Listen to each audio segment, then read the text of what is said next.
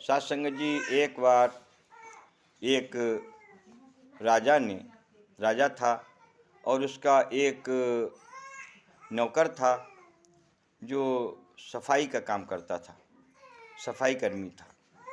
लेकिन वो बहुत बड़ा ईमानदार था। राजा ने उसकी ईमानदारी से को देखकर खुश होकर कहा कि मैं तुमसे बहुत खुश हूँ, आप बहुत ईमानदार हो और ईमानदारी के साथ आपने काम किया है, तो हम आपको कुछ पुरस्कार रूप में देना चाहते हैं।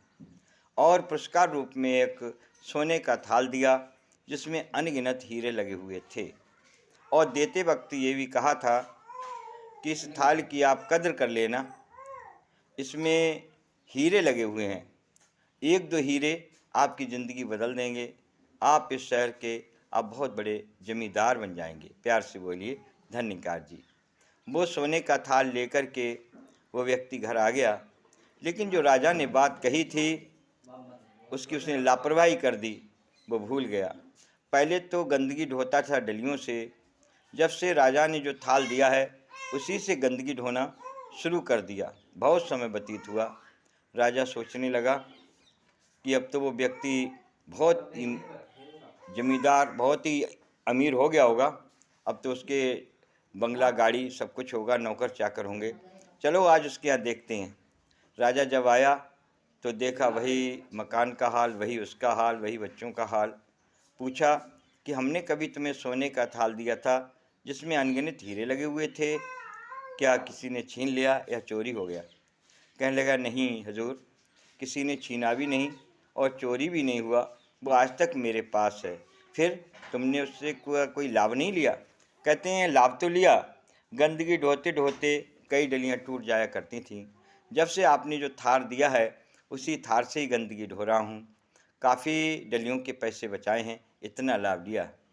राजा ने उसके भोलापन, उसकी मूर्खता पर हंसी भी आई, क्रोध भी आया। कहने लगा, अरे मूर्ख, उसमें तो हीरे लगे हुए थे, एक दो हीरे तुम्हारी ज़िंदगी बदल देते, लेकिन तुमने उससे भी गंदगी ढोना शुरू कर दिया। अब वो रोने लगा, चिल्लाने लगा, गिड़गिड़ाने लगा, मुझे माफ़ कर दो, क्षमा कर दो। कहते, कोई बात नहीं, बताओ वो थाल कहाँ है, थाल तो लाओ।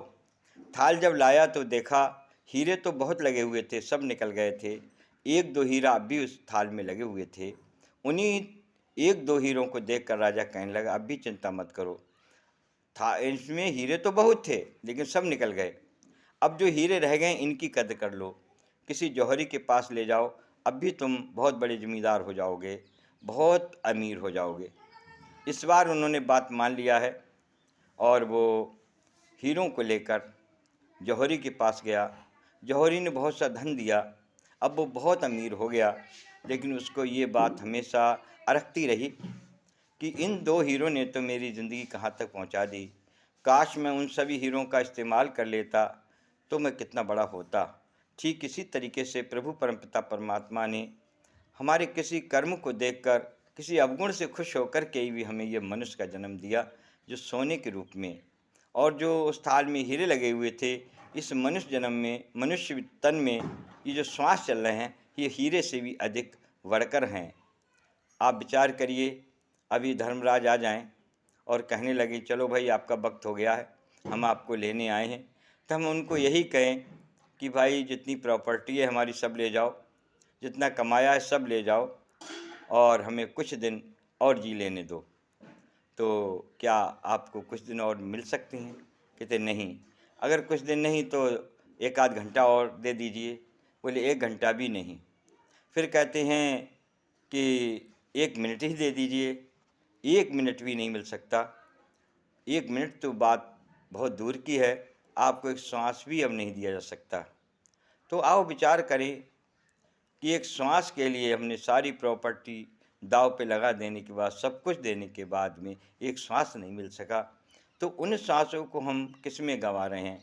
निंदा में, नफ़रत में, ईर्ष्या में, छल में, कपट में, लोभ में, लालच में, अहंकार में, ये सारे हीरे व्यतीत हो रहे हैं, सारे हीरे निकल रहे हैं, सारे श्वास खत्म हो रहे हैं।